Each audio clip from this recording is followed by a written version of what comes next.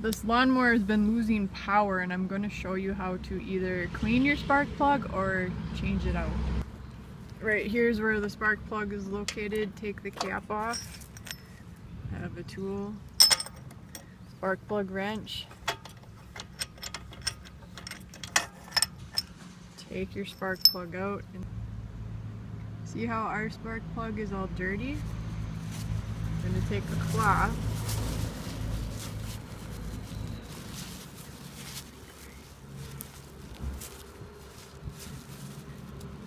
Spark plug's supposed to be gray, but I have a toothbrush that I can clean it up.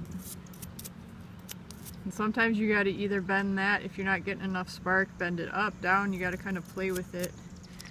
I have a fingernail file. Now that the spark plug's clean, we're gonna put it back.